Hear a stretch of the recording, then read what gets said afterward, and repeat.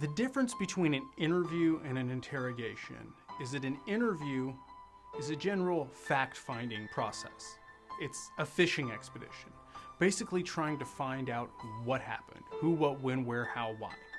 An interrogation, on the other hand, is designed to get a confession.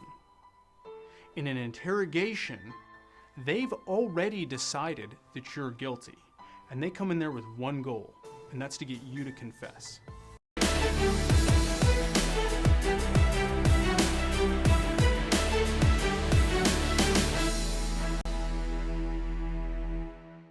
During the interview and interrogation process, they've developed a couple guidelines where they think that they can tell whether you're lying or telling the truth. The first is the response itself. Somebody who's supposedly telling the truth is going to quickly and clearly deny they did it. No, I didn't do it. Whereas somebody who's lying is going to have more of a delayed response and more of an equivocal response. So they're going to say, no, I wouldn't do something like that. Likewise, the language between somebody who's supposedly telling the truth versus somebody who's lying is going to use. So somebody who's telling the truth is supposedly going to use clear language. They're supposedly going to use the person's name and describe the crime. Whereas somebody who's supposedly lying is going to minimize. They're going to minimize the person, and they're going to minimize the crime. So, for example, the way the thinking goes is that someone who's telling the truth might say, I would never break into Mr. Smith's home. Whereas somebody who's supposedly lying would say, I would never do that to that guy. One of the techniques they use is called the baiting technique. And what that means is they will present you with some kind of contradictory information in an effort to get you to change your story. So they might tell you that they found DNA, they might tell you they found fingerprints, and then they're going to try and get you to explain why that evidence exists. Now, they can either do this soft or they can do this very confrontationally. So, for example, a soft way of doing it would be, is there any reason why your fingerprints might show up at the scene? Or would you be able to explain why a witness says they saw your car leaving? And the whole point of that question is they're trying to get you to backtrack on your story that I was never there, or I never touched the stolen stuff.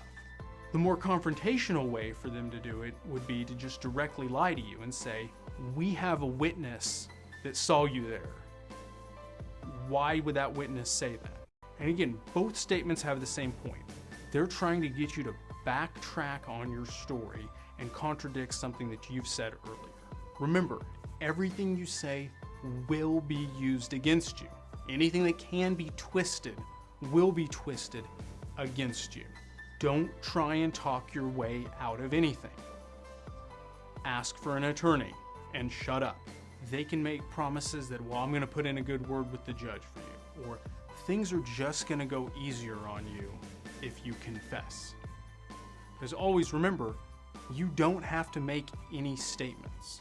Another tactic that we see all the time is the voluntary statement. When they ask you to make a voluntary statement, a red flag needs to go off in your head, because what they're doing is they're trying to establish a legal foundation to get in your statement without a Miranda warning. So when you come back later and say, he tricked me into making this statement, they're gonna say, well, I told him it was voluntary and he agreed to come in.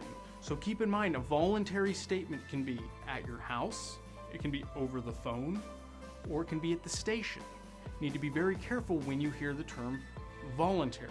Anything you say will be used against you. Anything you say that can be twisted and misconstrued against you will be twisted and misconstrued against you. Don't try and talk your way out of anything. Ask for an attorney and then shut up.